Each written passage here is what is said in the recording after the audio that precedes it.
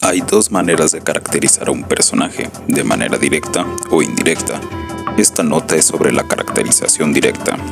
Como palabras clave en este video tenemos la caracterización, cuando decimos cómo es la mente, personalidad o carácter del personaje, no su apariencia física. Y la otra palabra clave es incipit, el comienzo de la narración de una historia. Ahora bien, la caracterización directa es la parte más sencilla, solo decimos cómo es el personaje. Veamos dos ejemplos. El primero lo he tomado del incipit del cuento folclórico Juan sin Miedo.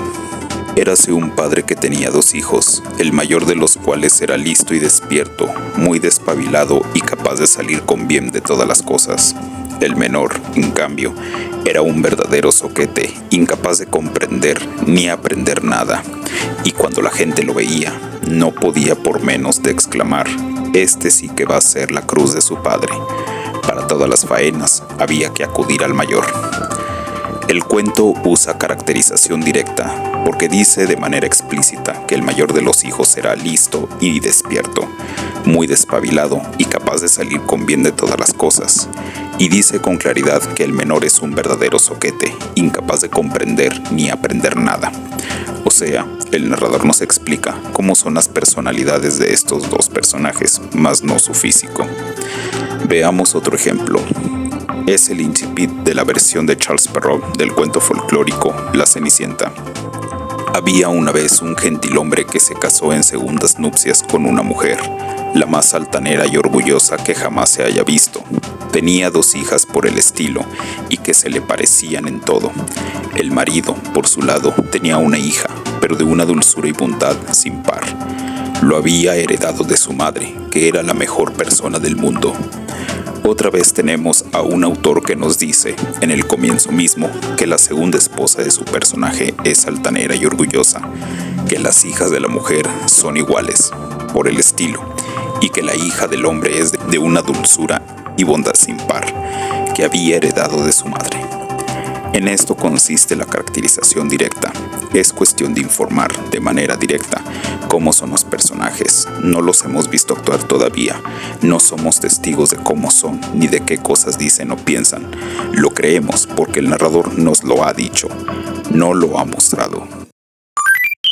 La caracterización indirecta es más difícil que la caracterización directa porque requiere crear una escena o una serie de escenas en que se dramatice cómo es un personaje.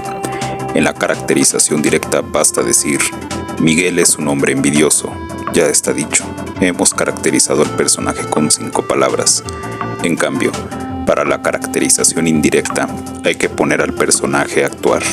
El lector, al ser testigo de las acciones, pensamientos o palabras del personaje, podrá concluir de forma indirecta cómo es el personaje. El narrador no lo dice, sino que lo muestra. El lector lo deduce por las acciones del personaje. Veamos un ejemplo. A continuación colocaré un cuento breve de José Luis González que se llama La Carta. San Juan, Puerto Rico, 8 de marzo de 1947. Querida vieja, como yo le decía antes de venirme, aquí las cosas me van bien. Desde que llegué enseguida, encontré trabajo. Me pagan 8 pesos la semana y con eso vivo como don Pepe, el administrador de la central allá. La ropa aquella que quedé de mandarle no la he podido comprar, pues quiero buscarla en una de las tiendas mejores. Dígale a Petra que cuando vaya por casa le voy a llevar un regalito al nene de ella. Voy a ver si me sacó un retrato un día de estos para mandárselo a usted. El otro día vi a Felo, el hijo de la comadre María. Él está trabajando pero gana menos que yo. Bueno, recuérdesele de escribirme y contarme todo lo que pasa por allá. su hijo que la quiere y le pide la bendición. Juan.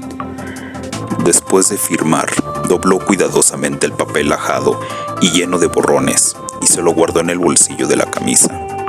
Caminó hasta la estación de correos más próxima y al llegar se echó la gorra raída sobre la frente y se acuclilló en el umbral de una de las puertas. Dobló la mano izquierda, fingiéndose manco, y extendió la derecha con la palma hacia arriba. Cuando reunió los 4 centavos necesarios, compró el sobre y el sello y despachó la carta. El protagonista del cuento se llama Juan. El texto consiste, primero, de una carta en la que no hay narrador para darnos información. Luego termina con 2 párrafos de narrativa, en tercera persona, en los que en ningún momento el narrador nos dice cómo es la personalidad de Juan. No dice si es bueno o es malo, sabio o tonto, pobre o rico, etc. Solo nos describe con pocas palabras unas acciones de Juan. Sin embargo, al leer la carta podemos concluir, gracias a la ortografía, que Juan es casi analfabeta. También podemos inferir que es pobre, campesino, de poca educación, desempleado y sin oficio. Ha llegado a San Juan, la capital, y es evidente que ha emigrado del campo. Deducimos además que es un buen hijo, aunque está pasando por mucha necesidad económica. Debe de pedir dinero para despachar la carta. Le dice a su madre, para que ella no sufra, que todo le va bien en la ciudad. El narrador en ningún momento nos ha dicho nada sobre el personaje. Sabemos sobre Juan porque lo hemos inferido al ver sus acciones.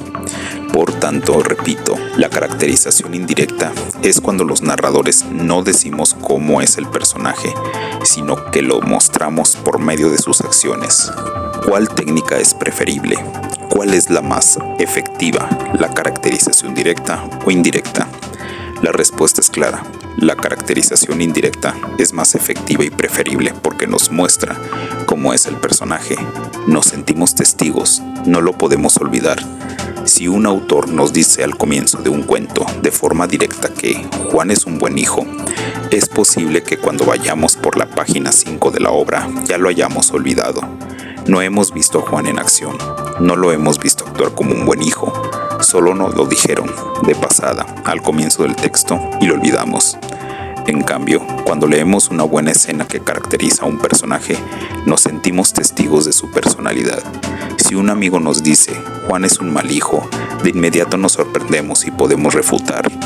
Asimismo, si un amigo nos dice, Juan es un hombre educado, podemos buscar el cuento y probarle a nuestro amigo, con el texto en la mano, que Juan no es un hombre educado, porque su ortografía es la de una persona que ni siquiera terminó la escuela primaria. La caracterización indirecta es mucho más efectiva. En ese caso, ¿por qué usar la caracterización directa si la caracterización indirecta es la más efectiva? ¿No debemos usarla siempre? No es necesario. La respuesta breve es que usamos la caracterización indirecta para los personajes más importantes de un cuento o una novela, aquellos que necesitamos conocer con mayor profundidad. Pero si se trata de un personaje de poca importancia, puede ser preferible usar caracterización directa porque es más económica, requiere menos espacio. Si el protagonista visita una farmacia para comprar aspirinas, basta con decir el farmacéutico simpático o el farmacéutico antipático. No hay que escribir una larga escena para mostrar al farmacéutico en acción, porque la visita es un elemento sin trascendencia en la obra. Si un estudiante le hace una consulta breve a su profesor sobre un tema que no tendrá más importancia en la obra, basta con decir el sabio profesor o el profesor ignorante. No es necesario escribir un diálogo de vacías páginas para mostrar al profesor hablando de manera sabia o estúpida. En conclusión, la caracterización indirecta es más efectiva, pero no es necesario usarla en todas las ocasiones. A manera de reflexión, para también aplicarse a nuestra labor de escritores, los gustos literarios cambian y el uso de los adjetivos es uno de los recursos que más varían en la literatura. Cada época tiene los suyos. Asimismo, cuando escuchamos música popular, ya sabemos que la mujer será blanca como la nieve, marfil, mármol, etc. Se amará siempre con locura, pasión, delirio, frenesí, etc. Los labios serán de rubí, sangre granate, carmesí, etc. los dientes serán perlas, nácar, etc. Los corazones estarán destrozados, rotos, partidos, reventados, etc. Y los ojos verdes serán esmeraldas, los azules serán como el cielo, y los negros serán azabache o carbón. Estos son símiles o metáforas. El problema consiste en que estas imágenes se gastan y envejecen. Si hoy, en el siglo XXI, escribes un cuento y dices que tu personaje es un ínclito varón o una benemérita dama, pues el texto sonará muy envejecido. Asimismo, si describes en un cuento a una mujer y dices que su cuerpo parece una guitarra o un reloj de sol y en su pelo es negro azabache o rubio como el oro, pues estarías usando imágenes viejas y muy gastadas, por tanto cursis. A estas imágenes se les llama clichés o lugares comunes. El problema es que son imágenes tan repetidas y conocidas que ya no aportan nada a la literatura. En vez de añadirle a un texto, le restan. En vez de ayudar a un autor, lo desprestigian. Cuando me llega un texto con clichés, de inmediato sé que se trata de un autor principiante, o poco disciplinado, o ignorante, o falto de talento. Al escribir, se supone que utilicemos la originalidad. Decir que una mujer es blanca como la nieve no tiene ninguna originalidad. Por tanto, lo primero que debe hacer un escritor es exterminar de su mente, con una bomba nuclear, todos los lugares comunes que ha leído durante su vida. Segundo, antes de usar una imagen, el escritor debe estar seguro de que no está gastada, de que no es vieja, de que no la ha usado ningún autor de siglos pasados ni ningún compositor de música popular. En vez de decir, por ejemplo, tu ausencia me parte el corazón, que es un cliché espantoso, debe encontrar una manera más creativa para decir lo mismo. Esta es una de las razones por las que un escritor debe leer mucho. Quizás se le ocurre una imagen y piensa que se ha inventado la metáfora más original del universo, pero si fuera un gran lector, podría descubrir que alguien la inventó antes y es un cliché. Tercero, lo anterior es difícil, no es fácil. Encontrar imágenes nuevas, originales. En ese caso, dilo de manera literal, porque las imágenes no son obligatorias. Si lo único que te viene a la mente son clichés, entonces no uses ninguna imagen. En vez de decir era blanca como la nieve, di era blanca. No estás usando imágenes, estás siendo literal. No es malo ser literal. Es malísimo, muy malo, usar un lugar común. Lo literal es escritura directa, por lo general agradable y efectiva. En cambio, el cliché es una mancha que te destruye el cuento o la novela. Un solo lugar común te puede matar una novela completa. Por último, ya sabemos que en la literatura hay muchas excepciones a las reglas.